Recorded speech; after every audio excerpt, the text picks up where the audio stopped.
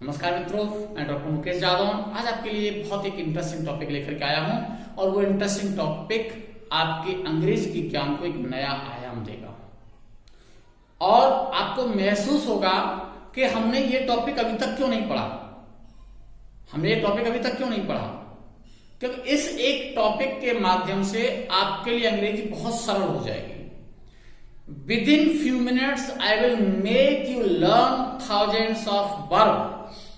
कुछ ही मिनटों में मैं आपको हजारों वर्ब याद करा दूंगा and those verbs which are not found in English vocabulary। ऐसे वो हजारों शब्द जो अंग्रेजी भाषा में हैं ही नहीं। देखिए, सभी भाषाओं का विकास अलग अलग समय पर हुआ, अलग अलग स्थान पर हुआ, उनकी कल्चर अलग है, तो उन सभी भाषाओं में जरूरी नहीं है आपको एक समान शब्द मिल जाए।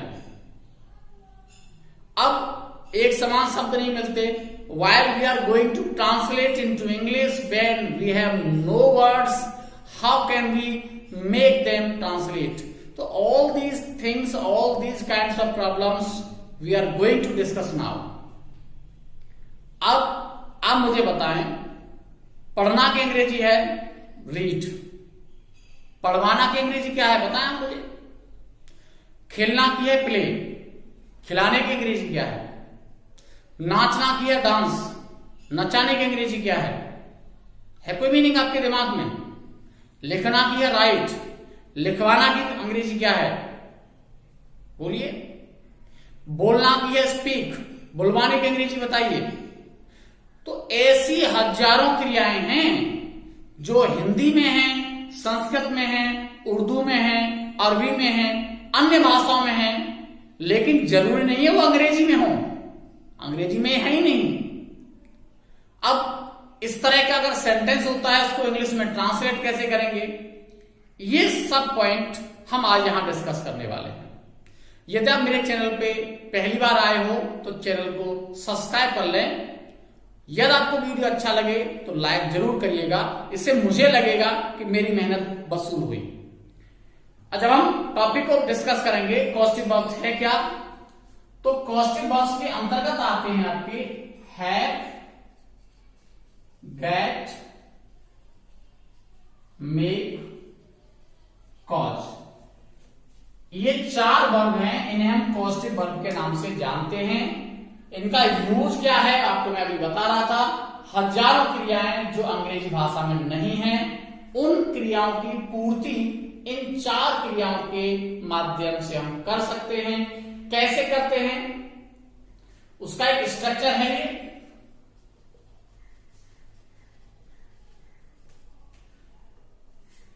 कोई भी सेंटेंस हो, कोई भी टेंस हो, हमारा ये चार वर्ब्स को कैसे यूज होंगे आपको बताता हूं। चाहे प्रेजेंट इंडेफिनिट है, पास्ट इंडेफिनिट है, कंटिन्यूअस है, परफेक्ट है, कोई भी टेंस हो, टेंस से हमें कोई प्रभाव नहीं पड़ता है। उसका तरीका क्या होता है, पहले तो आपको उसकी मैं थोड़ा सा परिभाषा लिखा देता हूं, उसके बाद आपको स्ट्रक्चर समझाता हूं। जब कर्ता के द्वारा स्वयं कार्य न करके, जब कर्ता के द्वारा स्वयं कार्य न करके अन्य किसी से करवाया जाता है अथवा कर्ता के द्वारा किसी को कार्य करने के लिए प्रेरित या मजबूर किया जाता है, तो फाइनाइट वर्ब के स्थान पर यानी मेन वर्ब के स्थान पर हैव, गेट, मेक, कॉज में से एक क्रिया का प्रयोग करते हैं और वाक्य में आई हुई क्रिया उस कॉस्टिव वर्ब के बाद सजीव कर्म आएगा, उसके बाद उसे लिखा जाता है। इसलिए आपको स्ट्रक्चर दिया गया है, यानी पहले सब्जेक्ट आ गया, साइकिल आ गई, उसके बाद कॉस्टिव वर्ब। कॉस्टिव वर्ब में आपको ऊपर बता दिया क्या क्या आएगा, हैव, गेट, मेक और कॉज, इनमें से एक आएगा कोई भी। उसके बाद सजीव कर्म, उसके बाद इन्फिनिटिव, उसके बाद अन्य शब्द, अगर कुछ है तो आगे ऐड हो जाएगा। इस एग्जांपल आप बात करें,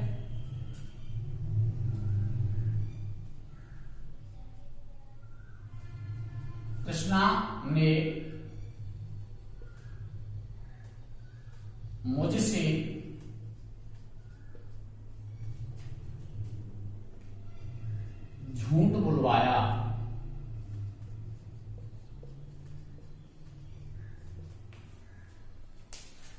बोलना की अंग्रेजी तो है स्पीक, टेल, लेकिन बुलवाने के हमारे पास कोई अंग्रेजी नहीं है। तो ये क्या है, जब कर्ता किसी व्यक्ति को कार्य करने के लिए मजबूर या प्रेरित करता है तो हम वहां पॉजिटिव वर्ब का प्रयोग करते हैं। तो पास्ट इंडेफिनिट टेंस है,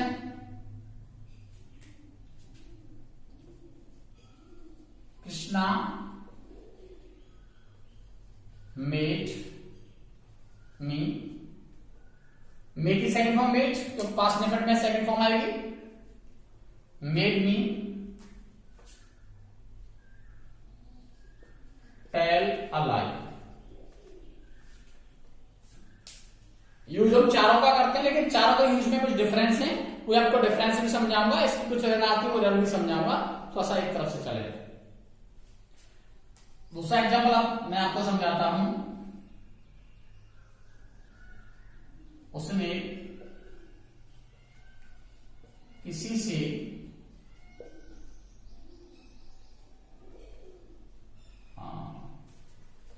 पत्र लिखवाया,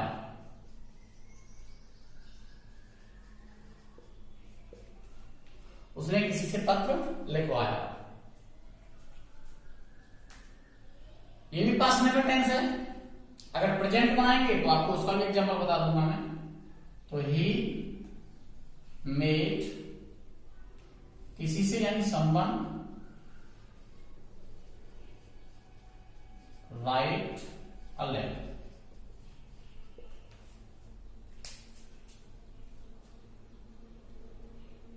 आप अगर बाकी चार का यूज सभी का करोगे तो कैसे यूज करोगे, इसके यूज में डिफरेंस क्या है वो आप समझेंगे। ही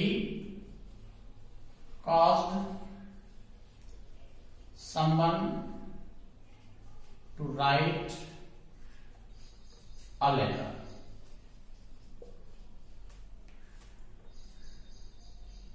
कॉज का प्रयोग हो गया। आगे he got someone to write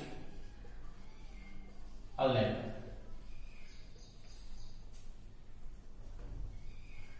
He has someone write a letter। अब चारों का यूज करके इस वाक्य को बना दिया है। अब यूज में आप डिफरेंस देखेंगे। अब इनमें जो आप एरर कहेंगे या इसमें जो डिफरेंस है, जो आप डिफरेंसेस ये हैं कि मेक और हैव के बाद यहां बेयर इन्फिनेटिव आता है, इन्फिनेटिव लिखा है ना, वहीं कॉज और गेट के बाद फुल इन्फिनेटिव आता है।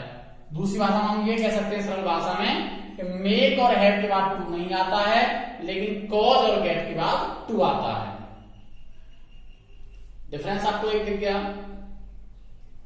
अब आपके दिमाग में होगा हैज क्यों आया, आप वहां तक हैव लिखा था। हैव की सिंगुलर फॉर्म है हैज, हैव की सिंगुलर फॉर्म है हैज।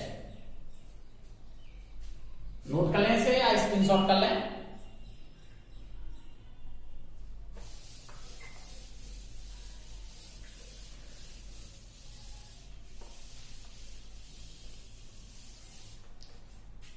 और एग्जांपल, मैं उसे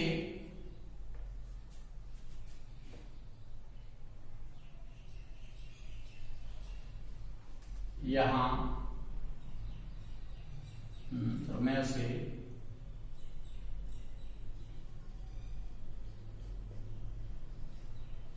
अंग्रेजी सिखाऊंगा।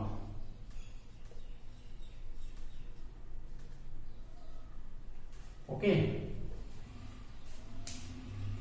अब सीखने की तो है लर्न, लेकिन सिखाने की हमारे पास लर्न तो नहीं आएगी, इसलिए हम तो लगाएंगे फ्यूचर इंडेफिनिट है आई सेल मेक, उससे भी अंग्रेजी हिम सलीकन और लर्न इंग्लिश।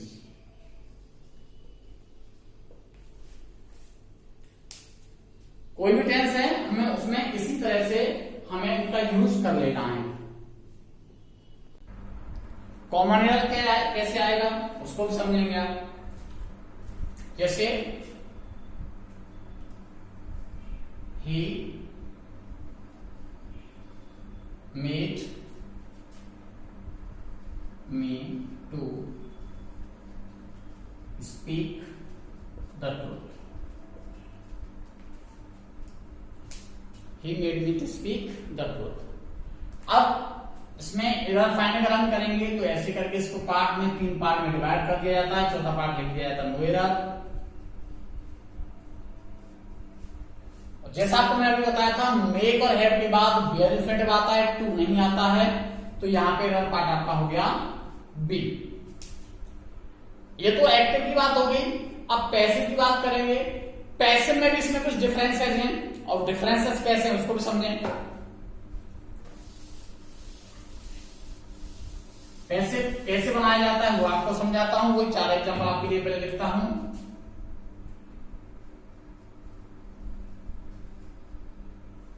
मोहित दे लिख देते हैं simple. They made someone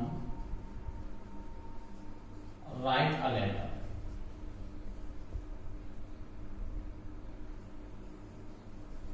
They caused someone to write a letter। इतना सरल आपके लिए कर दूंगा, आपको बहुत आसानी से समझ आ जाएगा और सब डिफरेंसेस समझ आ जाएंगे। They got someone to write a letter।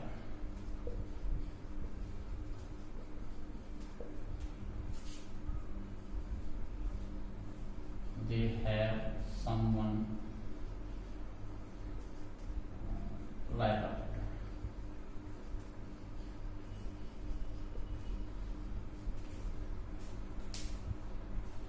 अब एक्टिव में जो हम देख रहे थे, एक्टिव में हैव और मेक के बाद टू नहीं आता था, वो इनमें समानता थी, और कॉज और गेट में समानता थी, इनके साथ टू आता था। लेकिन जब हम पैसिव की बात करेंगे तो पैसिव में इंपॉर्टेंट पॉइंट ध्यान रखना है कि मेक और कॉज को हम पैसे बनाते हैं, मेक और कॉज को पैसे बनाते हैं, इनके बाद आए हुए इन्फिनेटिव को पैसे नहीं बनाते हैं।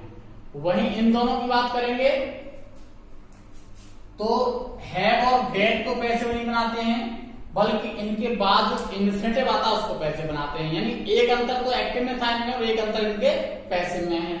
अब इन दोनों को पैसे बनाया जाएगा तो इससे हमें कोई मतलब नहीं, केवल पैसे इसका बनाया जाएगा, और इन दोनों को पैसे बनाया जाएगा तो इन दोनों से कोई मतलब नहीं, पैसे इसके इन्फिनेटिव का बनाया जाएगा। एग्जाम्पल उसको देखेंगे। अगर हम इसको पैसे बनाते हैं तो समवन को सब्जेक्ट बना देंगे और दे ऑब्जेक्ट बन जाएगा। Someone was made by them, कई बार लिखा नहीं जाता है, पैसे वर्ष में आपको इसको मैं बेहतर बताऊंगा। टू राइट अ लेटर, और इसका हो जाएगा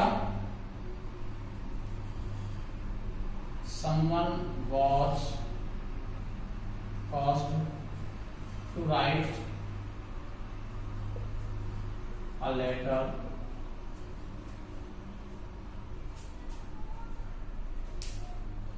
by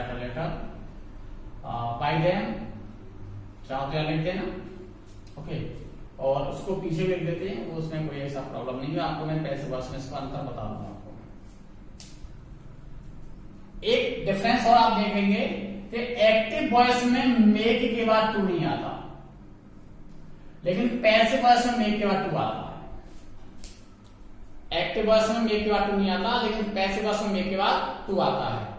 अगर हम इनको पैसे बनाएंगे तो पैसे बनाया जाएगा ये इन्फिनेटिव, और इसका सब्जेक्ट है समवन, इसका ऑब्जेक्ट है लेटर। ओके, अगर हम इसको पैसे बनाते हैं तो कैसे बनेगा? दे गॉट लेटर संबंध किस स्थान पे आ जाएगा, लेटर रिटन बाय समवन। अब इनको पैसे बनाने के दो विशेष आप नियम याद रखेंगे। सभी जब पैसे वाक्यों को बनाया जाता है तो वहां बी प्लस थर्ड फॉर्म आता है, लेकिन यह अकेले ऐसे नियम हैं, ऐसे आप कह सकते हो पैसे वॉइस हैं जहां पैसे बन जाता है लेकिन बी फॉर्म नहीं आता। इसको पैसे बनाएंगे, they have a letter written by someone. अब पैसिव वॉइस में ये बाय समवन बाय देम लिखा नहीं जाता है, इसलिए छिपा दिया जाता है। अब इसमें सबसे ज्यादा जो यूज होता है वो सबसे ज्यादा यूज होता है हैव का और सॉरी मेक का। अब हैव का हम यूज करने से बचते हैं, क्यों बचते हैं उसका आपको रीजन बताता हूं मैं। अब देखिए ये बाय समवन तो जनरली लिखा ही नहीं जाता है पैसिव वॉइस में, इस तरह का सेंटेंस लिखा हुआ है। अगर अचानक से किसी पर्सन को आप इसे लिखाओगे they have a letter written, they have a letter written, तो वह आपसे कहेगा ये तो गलत सेंटेंस लिखा हुआ है। क्यों गलत लिखा हुआ है? उसके नजर में ये प्रेजेंट परफेक्ट है और वो कहेगा कि लेटर ऑब्जेक्ट है, ये ऐसा होना चाहिए, they have written a letter. तो ये प्रेजेंट परफेक्ट लगेगा उसे, इसलिए हैव का प्रयोग यहां कम करते हैं, कंफ्यूजन हो जाए। जैसा कि आप जानते हो हैव के 915 अर्थ होते हैं। अब कई बार हमें सीधा वाक्य जो दे दिया है तो पैसे में दे दिया जाता है, हम उसको पैसे को कैसे पहचानेंगे वो आपको मैं बताता हूं। इसको रफ कर दूं, एक आपको बताता हूं मैं।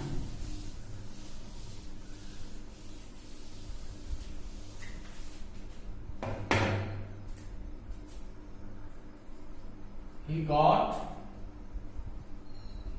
his hair cut। मैं हैव और गेट के बातों में बात कर रहा हूं, उसको हम बहुत आसानी से पहचान लेंगे और जब वो बहुत जटिल है। अब आप मुझे बताइए कि वाक्य आपके सामने एक एक्टिव है पैसिव है, आपको समझ में नहीं आएगा। आपको मैं बहुत उसका क्लू बता देता हूं। जब हैव और गेट कॉस्टिव वर्ब का काम कर रहे होंगे तो इनके बाद आगे यहां आना चाहिए सजीव कर्म। कैसा? सजीव कर्म प्लस इन्फिनेटिव। आपको मैंने बताया था सजीव कर्म प्लस इन्फिनेटिव आना चाहिए। यदि इनके बाद निर्जीव कर्म आ रहा है, निर्जीव कर्म आ रहा है, इसका मतलब है वाक्य पैसिव है।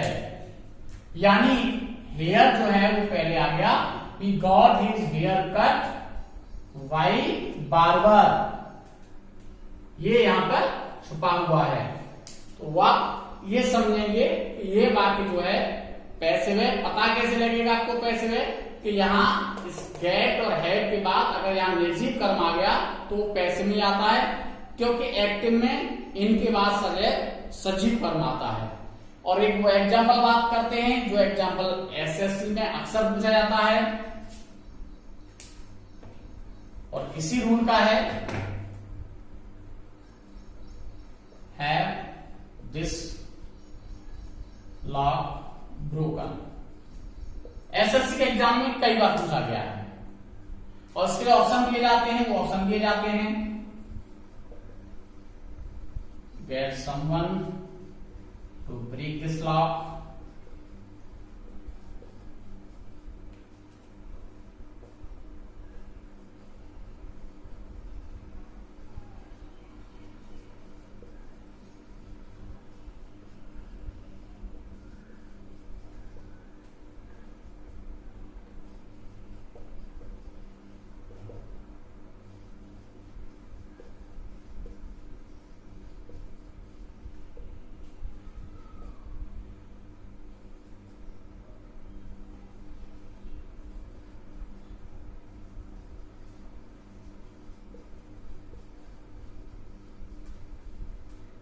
अब इस तरह के ऑप्शन दिए जाते हैं, बहुत पॉपुलर एग्जाम्पल है, बहुत आ आता है। अब आप समझिएगा कि हमें पहले तो ये देखना पड़ेगा ये वाक्य एक्टिव है या पैसिव है। इसका क्यों आपको मैंने बता दिया है, यदि हैव और गेट के बाद यहाँ निर्जीव कर्म है और आगे वर्ब की थर्ड फॉर्म है, इसका मतलब ये पैसिव वॉइस है। यहां तो पता नहीं लगा थर्ड है कि नहीं, क्योंकि कंट्री तीनों फॉर्म एक जैसी होती हैं। तो इसका मतलब ये बाकी पैसिव वॉइस है, हमें इसका ढूंढना है एक्टिव। और यहां क्या छुपा होगा, why someone already, someone somebody, आप जानते हो पैसिव वॉइस में इनको कई बार छिपा देते हैं। पीपल है, दे है, वी है, इसको छिपा देते हैं। अब ऑप्शन देखेंगे, इसका ऑप्शन कौन सा होगा, तो इसका वहां सुटेबल ऑप्शन है ए। क्यों है वो भी आप समझिएगा, क्योंकि हैव के बाद टू नहीं आता, हैव के बाद टू नहीं आता, गेट के बाद टू आता है। और पैसिव वॉइस में गेट के बाद टू नहीं आता, एक्टिव में गेट के बाद टू आता है। तो ये था आपका कॉजेटिव वर्ब्स की क्या क्या प्रॉब्लम आती हैं, पैसिव कैसे